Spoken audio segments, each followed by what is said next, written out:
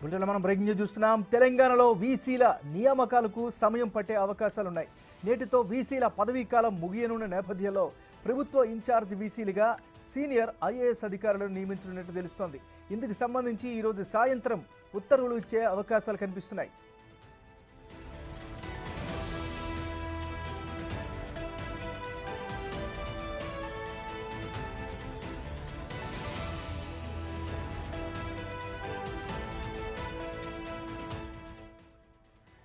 ఇదే అంశానికి సంబంధించి మరింత సమాచారాన్ని మా అసోసియేట్ ఇన్పుట్ ఎడిటర్ నగేష్ అందిస్తారు.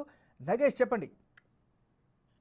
తెలంగాణలో 10 యూనివర్సిటీలకు సంబంధించి వైస్ ఛాన్సలర్లను నియమించడానికి ప్రభుత్వం అన్ని ఏర్పాట్లు చేసింది. నిన్న మంత్రి మండలి సమావేశంలో కూడా ప్రత్యేకంగా నిర్ణయించిన పరిస్థితి. ఎందుకంటే యూనివర్సిటీలన్నీ గాలి కొదిలేశారు. చాలా మంది వీసీల మీద కూడా అవినీతి ఆరోపణలు ఉన్నాయి.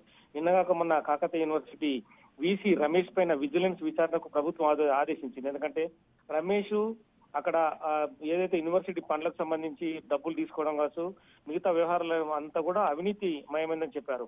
తెలంగాణలో ప్రస్తుతం అయితే 15 యూనివర్సిటీలు ఉన్నాయి. డాక్టర్ బిఆర్ అంబేద్కర్ యూనివర్సిటీ వదిలేస్తే జవహర్లాల్ నెహ్రూ, జేఎన్టీయు, కాకతీయ, మహాత్మా గాంధీ, ఉస్మానియా, పాలమూరు, రాజీవ్ గాంధీ, శాతవాహన, తెలంగాణ, జవహర్లాల్ నెహ్రూ, పొట్టి శ్రీరాములు, అలాగే ప్రొఫెసర్ జయశంకర్, పివి నరసింహారావు, కొండ లక్ష్మణ్ సంబంధించిన ఉద్యానవన university, Kaloji Narayana Rao university. So ఈ యూనివర్సిటీలన్నింటికి వైస్ ఛాన్సలర్ను ఇప్పటికే నియమించాలని నిర్ణయించిన నేపథ్యంలో వాళ్ళందరిపైన కూడా స్పెషల్ బ్రాంచ్ ఎంక్వైరీ జరిగిపోయింది. వాళ్ళందరూ ఎవరైతే నీతిమంతంగా అంటే యూనివర్సిటీని ఒక దేవాలయంలో కాపాడే వాళ్ళకే ఈసారి బీసీలుగా అవకాశం ఇవ్వాలని చెప్పి కాంగ్రెస్ ప్రభుత్వం నిర్ణయించింది.